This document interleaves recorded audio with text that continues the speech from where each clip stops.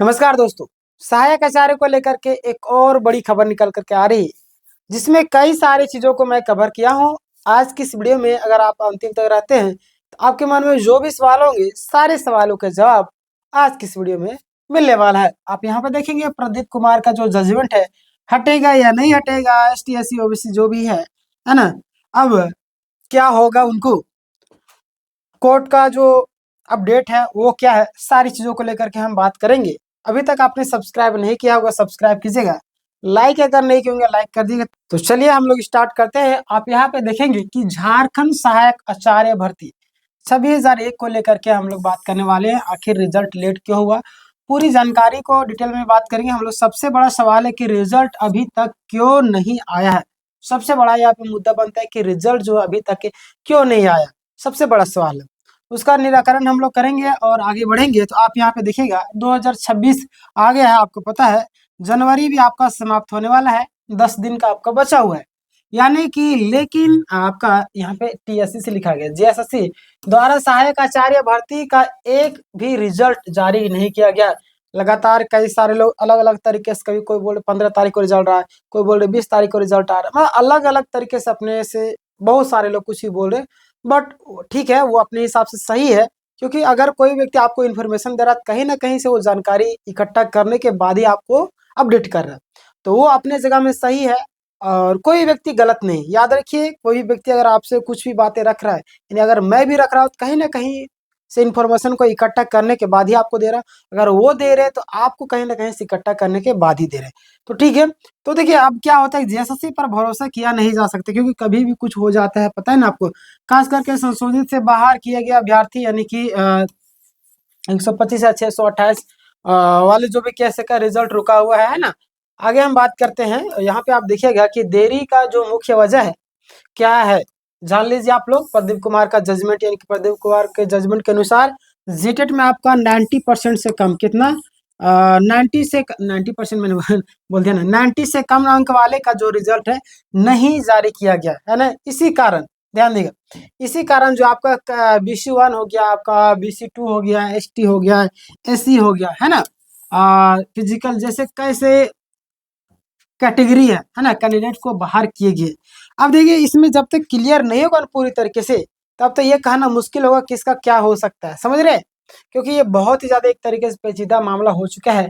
इसके तरफ फैसला दे या उसके तरफ फैसला दे, अगर फिर थोड़ा सा भी अगर अनबैलेंस हुआ तो पूरी भर्ती प्रक्रिया पर भी प्रभाव डालेगा ये केस, समझ रहे हैं।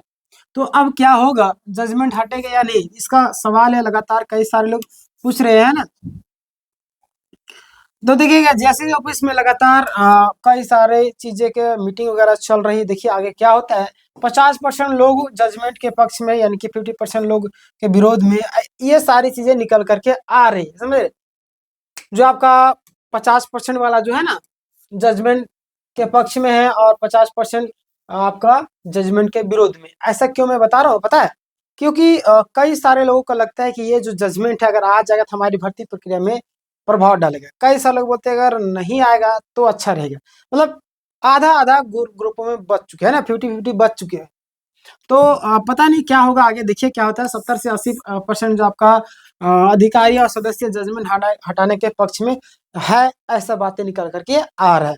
पर देखिए क्या होता है, आगे मैं बताऊंगा आपको। अब देखिए, पूरी संभावना कि प्रदीप कुमार का जजमेंट हटाया जाए, ठीक है ना।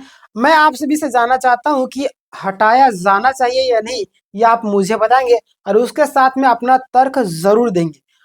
आप अगर हटाना चाहते हैं तो किन रीजनों की वजह से हटाना चाहते हैं और क्या होना चाहिए, और नहीं हटाना चाहिए तो किन रीजनों की वजह से।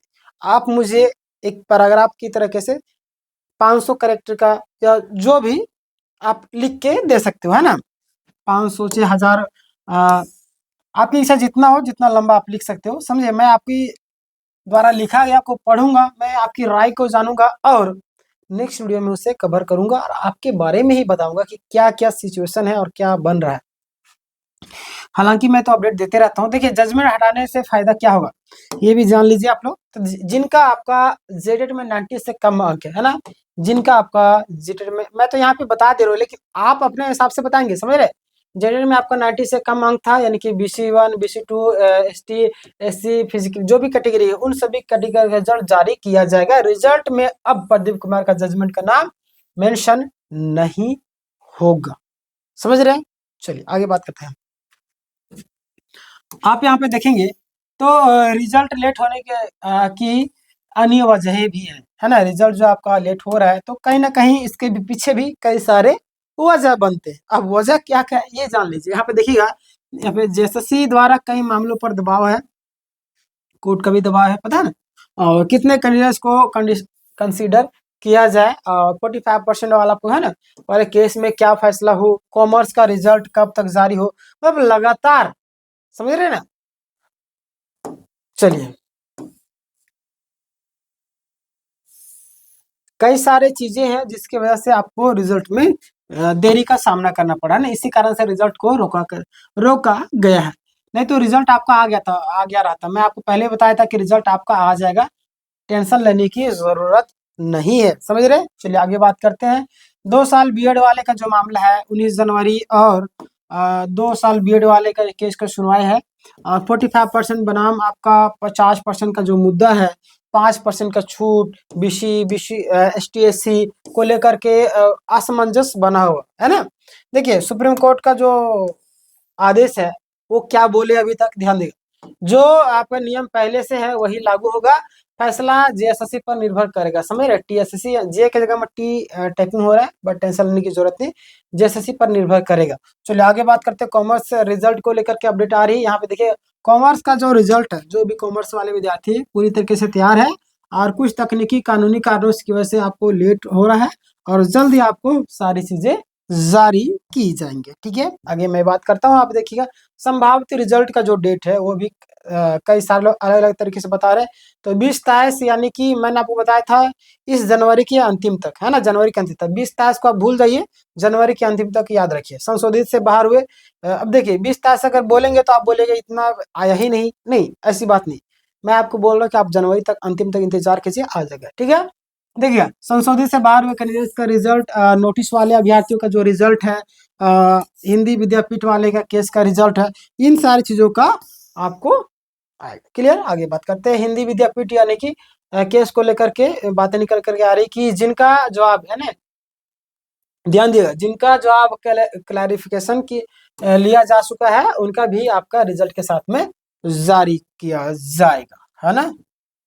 चलिए आगे बात करते हैं। फाइनल निष्कर्ष आप सभी के लिए कि क्या क्या अभी मैंने समरी के तौर पर मैं आपको बता देता हूँ क्या क्या मैंने कहा और क्या क्या होने की संभावनाएं हैं। तो आप यहाँ पे देखेंगे कि फाइनल निष्कर्ष यानी कि प्रदीप कुमार का जजमेंट लगभग हटेगा, ये तय है।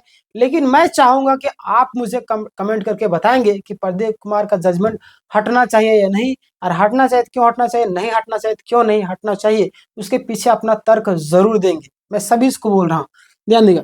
बड़ी संख्या में रिजल्ट जारी होंगे ऐसा निकल करके आ रहे बातें, आप देखिएगा।